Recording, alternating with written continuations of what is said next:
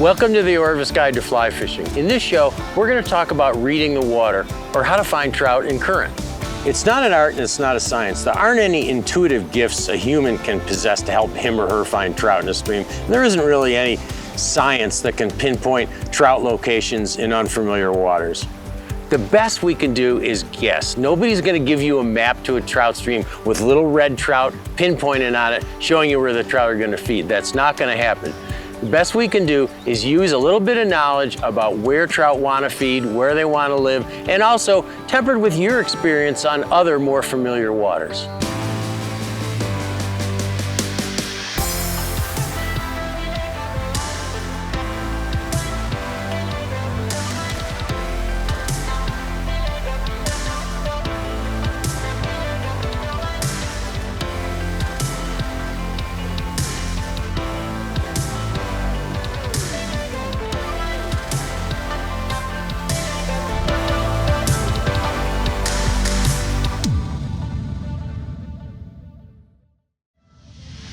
The Orvis Guide to Fly Fishing is supported by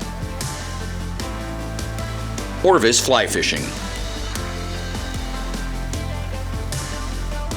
Yellowstone Teton Territory, Crazy Rainbow Ranch, Adipose Boat Works, Global Rescue,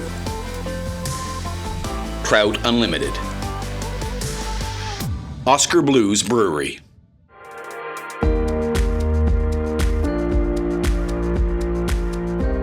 Sometimes you don't need to bother learning to read the water.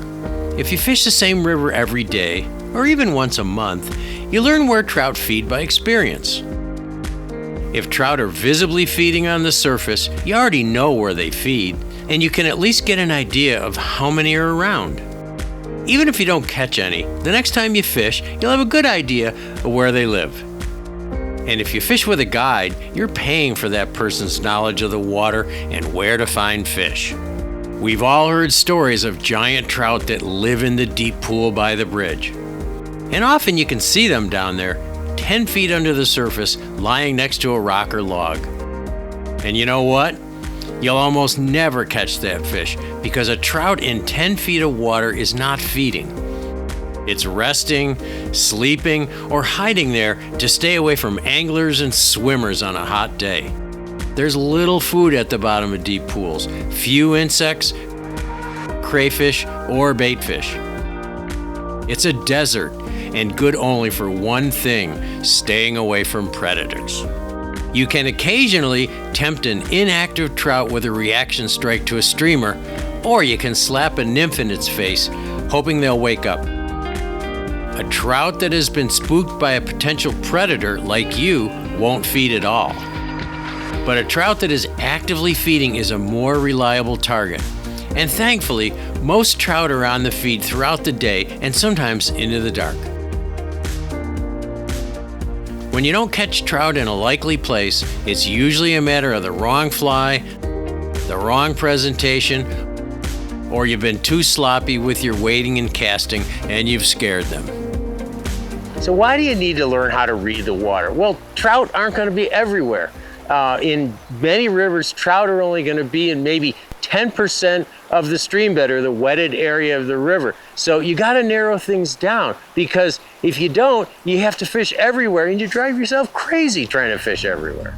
Even in smaller creeks, you may have to walk 100 yards or more to find a place that may hold a trout. It's not very confidence-inspiring to fish over a piece of water, not knowing if you're even fishing over trout. If I could sum reading the water up in one statement, it would be this. Trout like to feed in water that is from 2 to 4 feet deep, in velocity somewhere between 1 and 2 feet per second, close to moderate to fast current, and with a place to bolt to for protection close at hand. That's it. But the devil's in the details. You have to look for places that combine all of these elements, not just 1 or 2 of them in isolation. The 2 to 4 feet deep part is pretty easy. If the water's clear enough, structure on the bottom of a river begins to look a bit blurry at a depth of about 2 feet. And you can typically see deeper water by color changes. As the water gets darker, it's deeper.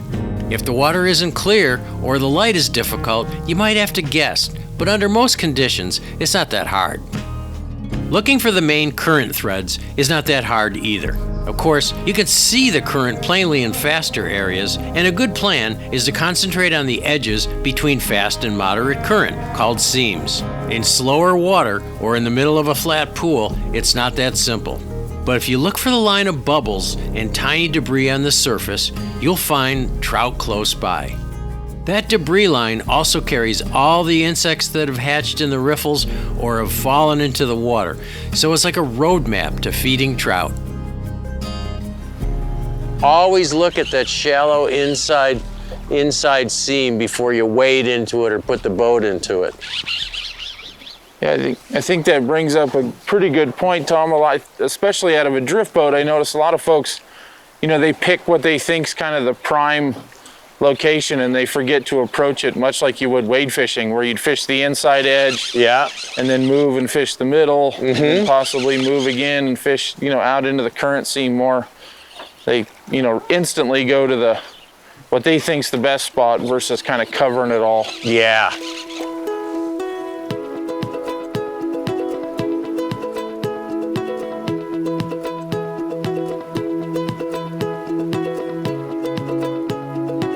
The 1 foot per second part is not as easy to visualize.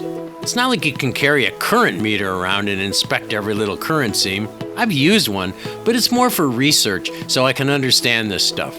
It's about the speed of a slow walk along the bank, and with experience, you'll learn how to spot this speed of flow, especially as you'll catch most of your fish in current of this speed. But rivers seldom have uniform flow from bank to bank, even if they look uniform. And it may be just a matter of inches from one current speed to another, and that's just on the surface. Currents also vary by depth, and obstructions in the water can form pockets of slower water that we can't really examine.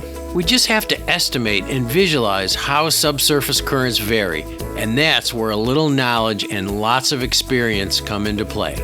Later, we'll get into a little more detail on how that works, but for now, just appreciate the wide variety of current flows in any given stretch of river. Oh, there's a fish along the side of the rock, and a nice, looks like a rainbow too. Wasn't behind the rock, he was along the side. Whoa, beautiful fish.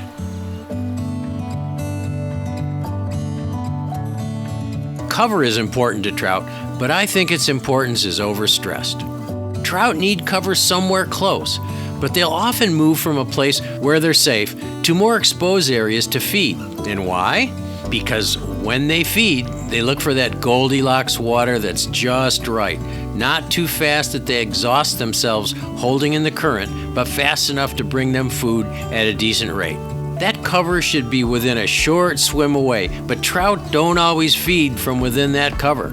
The closer they can find that perfect current to cover, the better. But I've seen trout feeding 30 feet away from their refuge if the current speed is just right. Cover is not just a log jam or a rock. Deep water, where they can't be seen or attacked by a predator, makes them feel safe. Riffles are another place where the broken surface of the water keeps them relatively invisible to birds of prey and anglers. Shade also provides cover, and many anglers say that trout don't like bright sunlight. But if food is abundant and there aren't many predators around, trout eagerly feed in bright sunlight, so don't rule it out. So when you look at a stretch of water for its trout holding potential, look for that Goldilocks current with cover a quick swim away. This helps you rule out some places in a river where the current might be right, but it's a long swim to shelter. Next, we'll go into a bit more detail to that all-important subject of current and how rivers vary and where trout will hold.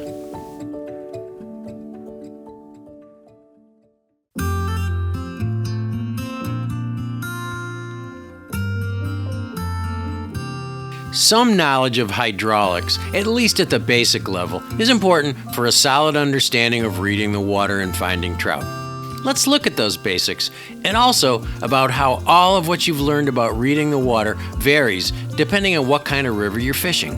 When water hits an object, The molecules that bump into it stop moving, which creates a chain reaction of molecules bumping into each other, so a cushion of slow water forms in front of an object. Trout can use this area of slower water to hold their position. As water flows around the rock, the hydraulic jump or change in pressure creates turbulence behind the rock.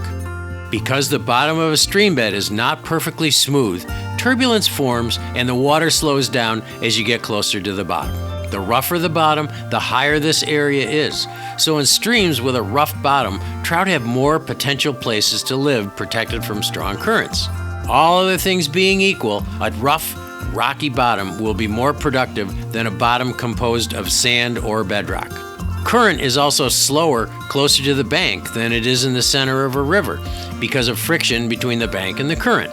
And the rougher the bank, the more pockets of slow water that can hold trout. In very fast rivers, sometimes the water along the bank is the only place trout can hold and feed comfortably. Although turbulence slows the downstream progress of the current and forms pockets where trout live, you can get too much of a good thing. Where turbulence is so strong it forms large swirls in the current, trout are less likely to be found because it's just too much. Trout get pushed around by the swirling currents, and because these currents are unpredictable, trout have trouble intercepting their food. So look for more gentle turbulence, where the swirls are no more than an inch or so apart. In fact, that's another good way to find trout. They really like areas of relatively uniform flow with a little chop that is not broken up by big swirls of turbulence. These are places some anglers call soft spots, where the water is fast enough to provide current, gentle turbulence, and uniform flow. Soft spots are also places where it's easier to catch fish because the gentle turbulence hides our mistakes. So I'm nymph fishing up in here for landlocked salmon. We're at Grand Lake Stream in Maine. Figured I might as well try some nymphs in here. And I've been picking up fish in this water right in here where it's kind of uniform. And then, you know, when you get down into this stuff down here where the water seems to boil, I never find fish holding very well in that kind of water. So I'm trying to concentrate in this more uniform water as opposed to the water just below it, and it seems to be working out. Seams. If you learn nothing else about reading the water, look for seams, which are boundaries between fast and slow water. You'll invariably find trout there. Trout can lie in the slower water where they don't waste energy holding in fast current and dart into the swifter water to pluck the abundant food the current brings to them. Rocks in a river, or jumbles of rocks, give a trout everything it needs. There is usually protection along the sides of the rock, and the current is slowed by the rock. Rocks and other obstructions in the river. Most people put their flies behind rocks, downstream of rocks. You can do that if you want, but you're going to catch more fish if you put your flies in front of rocks so they drift in front of the rock or along the sides. The reason is you can tell by this rock that I've got over here, all the food gets strained from the current. The current's running on either side of the rock and the rock is blocking it, and the fish aren't going to feed behind that rock because there's nothing there. There's nothing at all behind that rock. It's a dead zone, whereas there's going to be food drifting in front of it and along both sides. And there's also a little cushion of slower water built up in front of a big rock, because when the water molecules hit each other, they hit each other and they back up and they slow down. So there's actually often a little trench that's dug there, and a really great place for a trout to hide. They can dart along the sides of the rock or behind it when they get frightened, but where they're going to feed is probably in front of a rock or along the sides. Believe it or not, the area just behind a submerged rock is not always a good place to find trout, especially in fast current. There's just too much turbulence there, and trout may have trouble holding their position. You'll be more likely to find trout quite a distance below a rock, where turbulence lessens, but the break in the current formed by the rock is still present. The distance downstream of a rock you'll find trout depends a lot on the speed of the current. The slower the current, the closer trout will be to the rock. In fast current, they may hold quite a distance behind it. Submerged rocks may just appear as subtle disturbances on the surface. Be aware that the actual rocks will be located above the swirls because the downstream progress of the current pushes them below the actual object. Bends in a river almost always make better places to fish. Nice seams form, and a pocket of deep water forms a pool because the turbulence digs a trench on the bottom. In general, if the water in a bend is flowing swiftly, trout will be on the more protected, slower water on the inside of the bend. Let's take this little spot for an example. So we have a bend in the river, and you might expect the trout to be over against that far bank, but the current's really too fast there. It's not that 1 foot per second that trout like. So the trout are gonna be more on a fast bend like this, are gonna be more on the inside of the bend. And then if you look at the water here, you see that there's no rocks over here in front of me. It's just sand bottom, kind of gravelly sand bottom is where the fish are gonna be. So you just look in here and you can ignore lots of water over there and just fish on this inside part of the seam.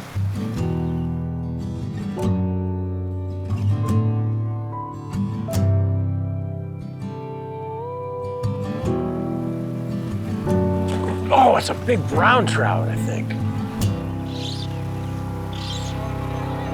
Wow, that inside seam would. Use a little side pressure, see if I can move him. That is a big brown trout. Acting like a brown trout. Maybe if I get him in this mud here, he'll get a little disoriented. I'm gonna bring him up into this shallow water. Oh my God, what a beautiful brown trout. The old inside of the seam. You would have thought that fish would have been over against that fast water, but he was right in here. All right, so let's see if we can get that hook out of you quickly. And I'm gonna bring him over here into this clear, shallow water and release him. Bye, buddy. Thank you. In slow water, the inside of the bend may be devoid of food because the current is not fast enough to bring trout a constant food supply, so they may feed on the outside of the bend where the current is a little bit stronger. Next, we'll look at some larger features of a river, pools and pocket water, and where you can expect to find trout in them. We'll also explore the kind of water you might want to pass up.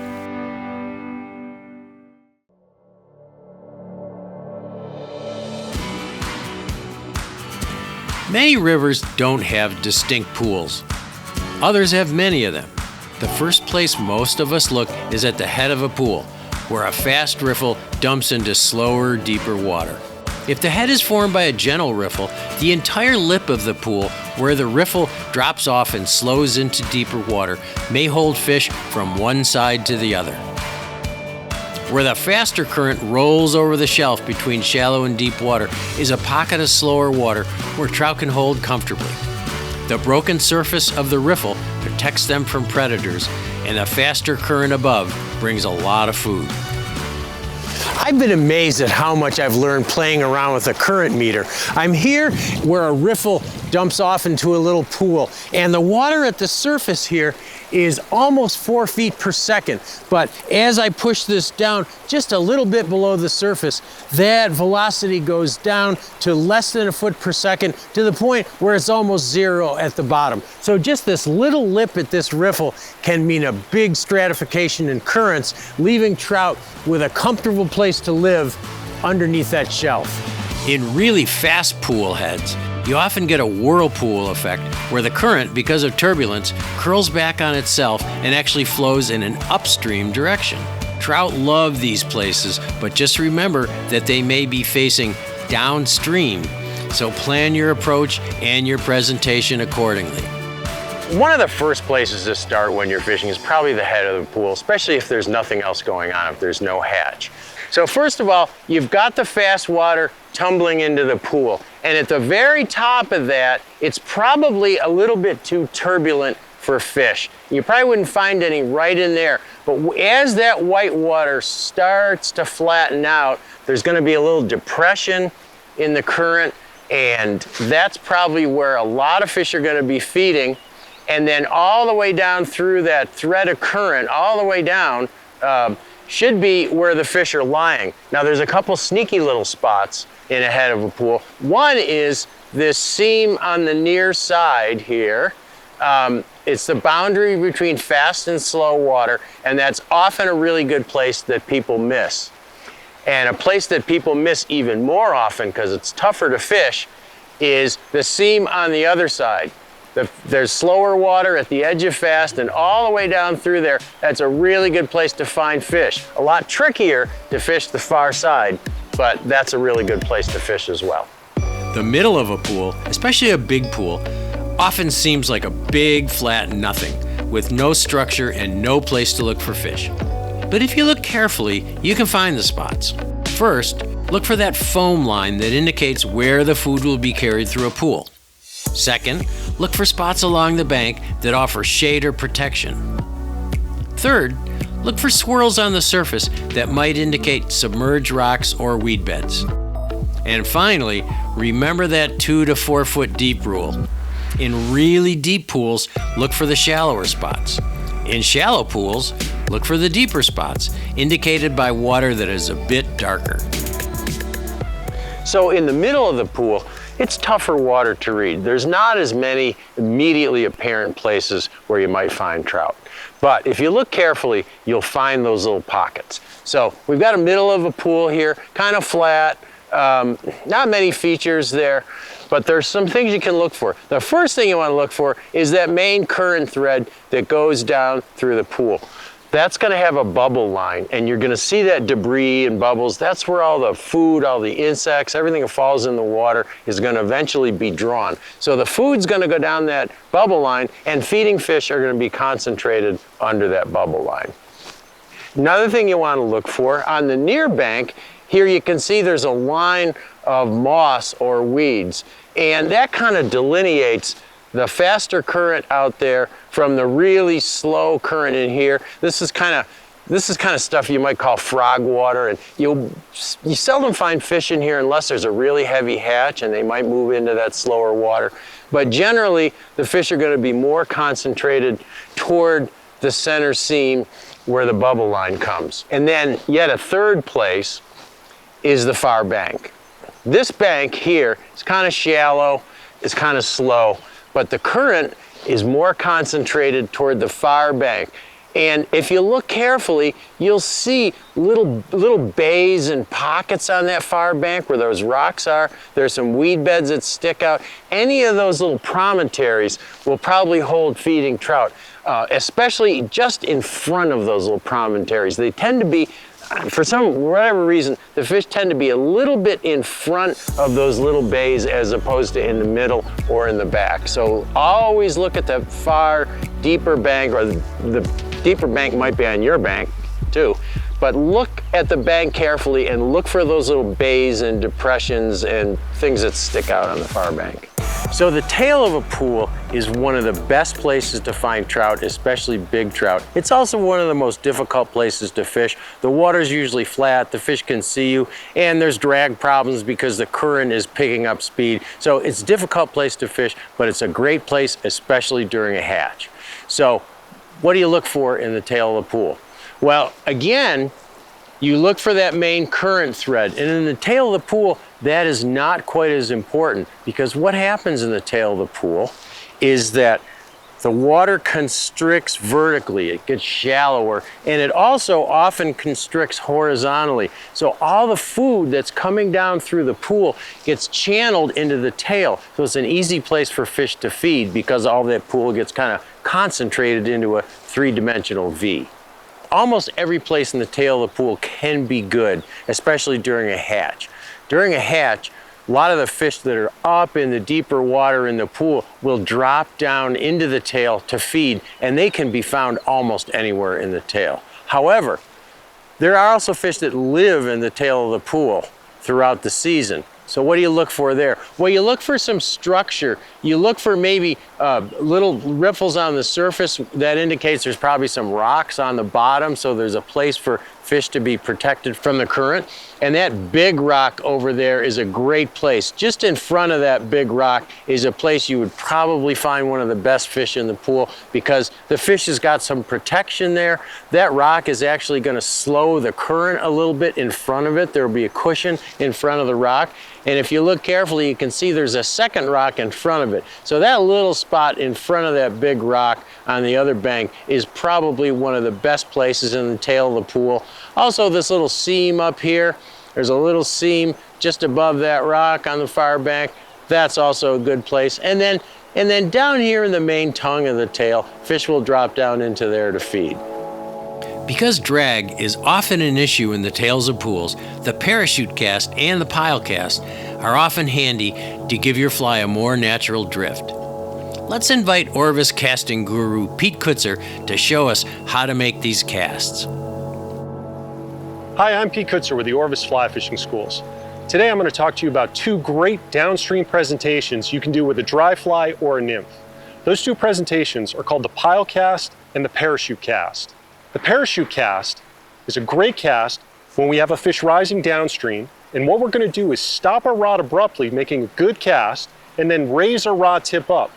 When we lift our rod tip up, we want to make sure we do it before that fly lands on the water. By lifting that fly rod up, we now create a bunch of slack in the line where we can slowly lower that rod down, giving a nice drag-free drift down to those fish. The parachute cast looks like this. I'm going to make a nice natural cast. After I stop, I lift my rod tip up before that fly lands on the water. Now I can begin to lower this rod down slowly at the speed of the current. This is going to give me a nice natural downstream presentation with that dry fly or with that nymph. If I do it in the current, you'll see that that fly floats down nice and naturally. And I can float that fly down. And if I have to make a longer presentation, or I see another fish rising a little bit further down, I can flip out a little bit of line, extending my drift even longer, just by making these little flips, pulling off a little bit of line. This is a great presentation when you have downstream fish. With our pile cast, what we're going to do is we're going to change our trajectory. We're going to send our loop uphill and then lower our rod down. By doing that, that's going to create a bunch of slack in our line, allowing us to get that nice drag-free drift downstream to those fish. Now, when we do that pile cast, we want to make sure that we don't get too aggressive when we drop a rod down. If we do that, it's going to pull our fly back towards us and cause a lot of slack, giving us potential tangles. And also, if a fish takes with all that slack, it's going to be difficult to set that hook. With that pile cast, I'm going to send this loop uphill. I send that loop uphill, but then I drop my rod down. By dropping it down, that gives me a little bit of slack and my fly floats down with a nice drag-free natural drift. So send that loop up, drop it down gently, and now you get that nice drift. And that's the pile cast and the parachute cast.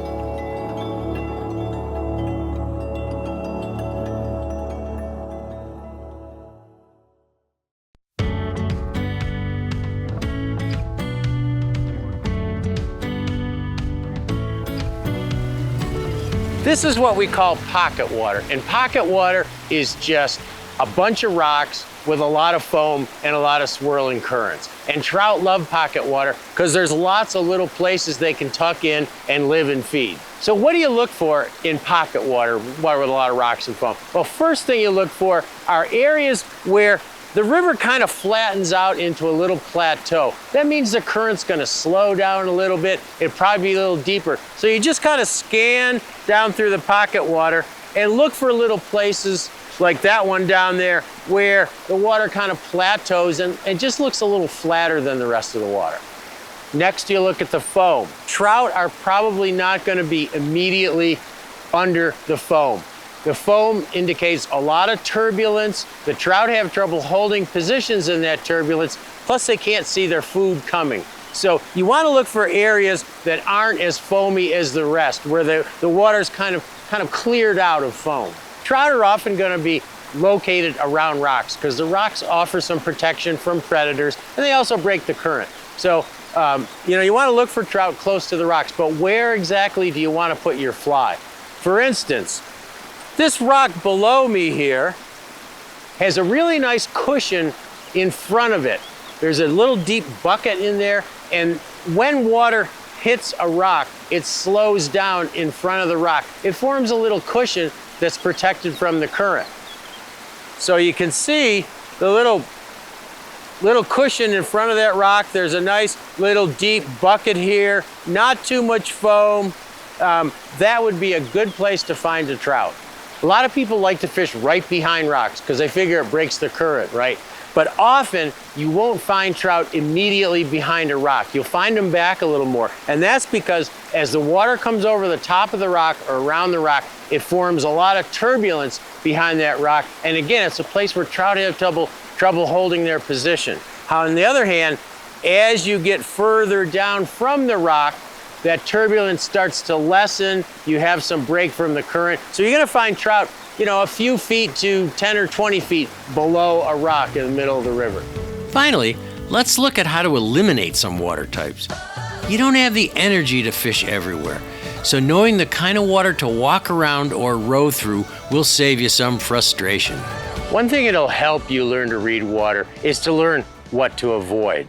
So there are a couple things you want to probably skip around when you're reading the water. One would be really flat, featureless water with no depth and no protection. A shallow riffle with no depressions, no rocks, no anything, just a shallow riffle, kind of flat with no breaks. That would be one thing. The other kind of water that you might want to ignore is a little bit less intuitive, but it's water like this that I have behind me that's a chute. It's running really fast, and although it's probably deep enough for a trout, there's just no protection from the current down through there until way down until we get in front of that rock. So this water here, there could be a trout in there, but it's a low percentage spot.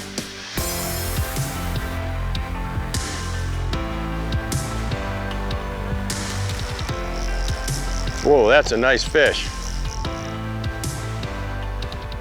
There's even more to finding trout in rivers than just looking at rocks, currents, and pools. I've given you just some brief guidelines of how to find trout, and in a future show, we'll explain this even further, including the difference in species and how finding trout changes during the season. The Orvis Guide to Fly Fishing is supported by Orvis Fly Fishing,